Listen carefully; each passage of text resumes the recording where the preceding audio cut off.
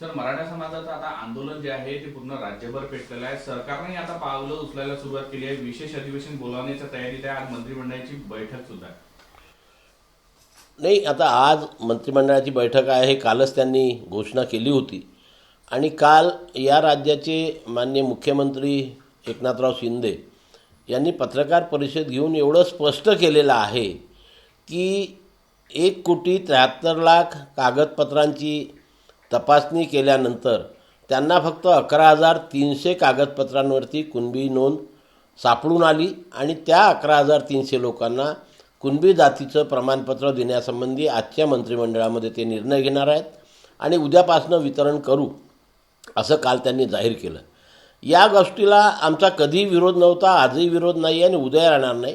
कारण ती प्रचलित पद्धत आहे की एखाद्या कुटुंबाच्या 3 पिढ्याच्या महसुली किंवा शैक्षणिक कागदपत्रावर ज्या ओबीसी समाजामध्ये 400 जाती येतात त्यापैकी कुठल्याही जातीचा उल्लेख असेल तर त्या व्यक्तीला त्या जातीचं म्हणजेच पर्यायाने ओबीसीचं प्रमाणपत्र देण्याचा कायदा आहे. त्याच कायद्याची अंमलबजावणी करून सरकार अशा प्रकारचे प्रमाणपत्र त्यांना देत आहे. त्याच्यामुळे ते व्हॅलिड आहे, त्याच्यावरती आमचा कुठल्याही प्रकारचा आक्षेप नाही. त्यांनी द्यावं आणि त्यांचा मार्ग मोकळा करावा.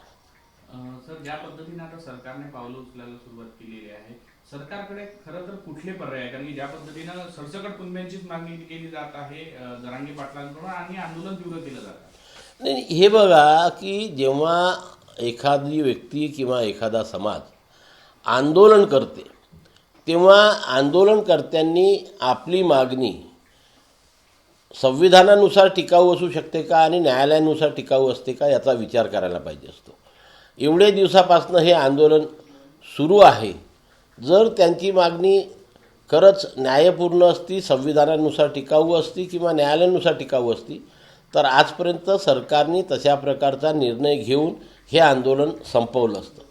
परंतु कधीकधी सरकारचे हातसुद्धा बांधलेले असतात आणि त्यामुळे जेव्हा आम्ही आंदोलन केलं 22 दिवस, आमची प्रमुख मागणी ही होती की कुठल्याही परिस्थितीमध्ये ओबीसीतनं आरक्षण देता कामा नये किंवा सरसकट कुणबी जातीचे प्रमाणपत्र देऊन त्याचं ओबीसीकरण करण्यात येऊ नये. आमच्या मागण्या ह्या संविधानानुसार पात्र होत्या आणि न्यायालयानुसारसुद्धा टिकाऊ होत्या. त्याच्यामुळे सरकारने आमच्यासोबत चर्चा करून आमचा विषय निकाली काढला. आम्हाला सांगितलं की आम्ही कुठल्याही परिस्थितीत ओबीसीतनं आरक्षण देणार नाही. आणि हे काही पहिल्यांदा नाही झालं. यापूर्वीसुद्धा 4 वर्षापूर्वी जेव्हा आंदोलन झालं होतं तेव्हासुद्धा सभागृहामध्ये याची नोंद आहे की तेव्हा तत्कालीन विरोधी पक्षनेते देवेंद्रजी फडणवीस यांनी सभागृहामध्ये मागणी केली होती की मराठा समाजाला ओबीसीतनं आरक्षण देता कामा नये आणि तत्कालीन मुख्यमंत्री उद्धवजी ठाकरे यांनी उत्तर दिलं होतं की कुठल्याही परिस्थितीमध्ये मराठा समाजाला ओबीसीतून आरक्षण देणार नाही. ते सभागृहामध्ये नोंद आहे त्याची. आणि म्हणून आतासुद्धा सरकारने आम्हाला सांगितलं की आम्ही ओबीसीतनं देणार नाही. त्याचप्रमाणे सरसकट कुणबी जातीचे प्रमाणपत्रसुद्धा आम्ही देणार नाही, कारण आमची मागणी न्यायपूर्ण होती. आता या आंदोलनकर्त्याचा कसा प्रश्न सोडवायचा तो सरकारचा प्रश्न आहे. सरकार त्याच्याकरता प्रयत्न करते आहे. आज कॅबिनेटची मीटिंग आहे. आता काही लोकांकडनं कळते आहे की एक स्पेशल सेशन बोलविण्याच्या मानसिकतेमध्ये सुद्धा सरकार आहे. त्यांनी स्पेशल सेशन बोलवावं, त्यामध्ये प्रदीर्घ चर्चा करावी आणि याच्यातनं काय मार्ग काढता येते तो मार्ग काढावा. परंतु पुन्हा प्रश्न असा येईल की सरकार जो मार्ग काढेल, सरकार जे काय करेल तो आंदोलनकर्त्याला मान्य आहे का. म्हणून आंदोलनकर्त्यांनी सुद्धा याचा विचार करावा, हेच मी निवेदन आपल्या माध्यमातून करेन. तरी सर, सरकार ज्या पद्धतीने अधिवेशन बोलावलं तर काय करू शकते, तर काय पर्याय आहे सरकारकडे? म्हणजे खरं तर काय करू शकते? कारण की अधिवेशन बोलावलं, चर्चा संविधानिक पद्धतीने ती मागणी ठिकाणी असली काय? नाही, माझ्या अभ्यासाप्रमाणे, माझ्या माहितीप्रमाणे, माझ्या अल्पशा बुद्धीप्रमाणे याच्यामध्ये एकच मार्ग शिल्लक आहे की सरकारने स्पेशल अधिवेशन बोलवावं.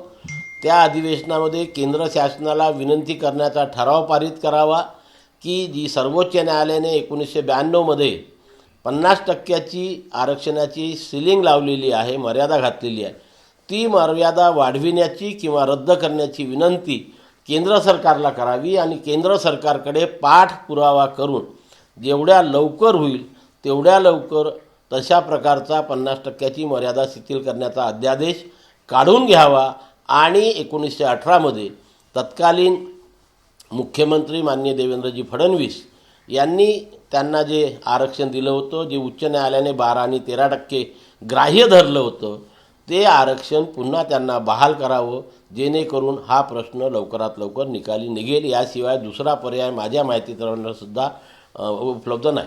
दुसरीकडे क्युरेटिव्ह पिटिशनच्या माध्यमातून सरकार तो प्रयत्न करते आहे, तर त्यात यश मिळू शकतं का? त्यामध्ये तिढा सुटू शकतो का?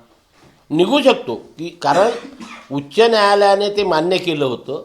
सर्वोच्च न्यायालयाने अमान्य करताना ज्या काही त्रुटी त्याच्यामध्ये दाखवल्या असेल, त्या त्रुटी जर सरकारने पूर्ण केल्या असेल आणि तशा प्रकारचं सर्वोच्च न्यायालयाला सांगण्याचा प्रयत्न केला आणि सर्वोच्च न्यायालय जर कन्व्हिन्स झालं, आता होऊ शकते या महाराष्ट्रामध्ये एवढं मोठं आंदोलन सुरू आहे, याचीसुद्धा दखल सर्वोच्च न्यायालयाने घेतली आणि समाजामध्ये असलेला जे काय म्हणून असंतोष याचा जर विचार केला आणि सर्वोच्च न्यायालयाने तशा प्रकारचा निर्णय दिला, तर होऊ शकते की हा प्रश्न सर्वोच्च न्यायालयाच्या माध्यमातून सुद्धा निकाली निघू शकतो.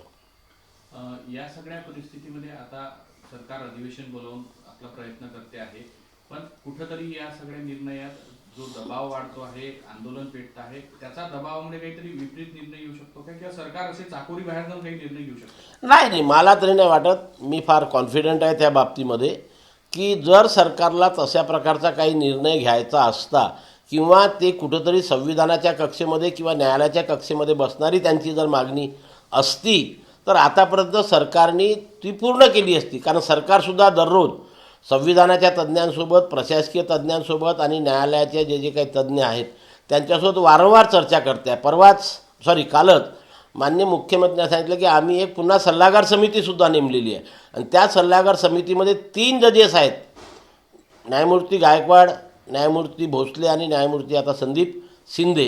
हे 3 न्यायमूर्तींची सल्लागार समिती नेमलेली असताना त्या सल्लागार समितीने आतापर्यंत तशा प्रकारचे काय म्हणू त्याला सूचना किंवा अहवाल यांच्या सरकारकडे दिला असता की यांची ही मागणी या प्रकारे आपण पूर्ण करू शकतो, परंतु त्याच्यात कुठेही नसल्यामुळे सरकार ते मान्य करून नाही राहिलेलं आहे. कारण सरकारपुढे सुद्धा अडचण असते आहे काय, म्हणून या गोष्टीचा विचार इतर सर्व लोकांना सुद्धा करावा लागणार. यामध्ये जरांगे पाटील मात्र आपली सरसकटची भूमिका जी आहे ती सोडायला तयार नाही आहे, आंदोलन पेटते आहे, सरकार अडचणीत येत आहे, गावबंदी झालेली आहे.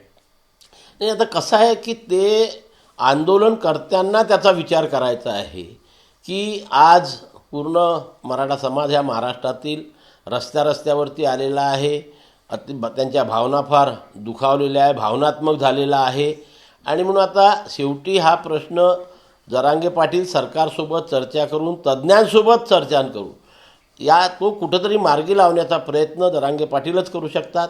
त्यांनी जर तशा प्रकारचा घेतला आणि सरकारने त्यांच्यामध्ये काही समन्वय झाला आणि कुठेतरी तडजोड झाली तरच प्रश्न मार्गी निघू शकेल.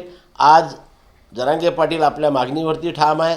सरकार वारंवार सांगते त्यांना की आम्ही तुम्ही मागता ते देऊ शकत नाही, पण तुम्हाला अतिरिक्त आरक्षण देण्याकरता आम्ही कटिबद्ध आहोत, त्याच्याकरता आम्ही अहोरात्र प्रयत्न करत आहोत.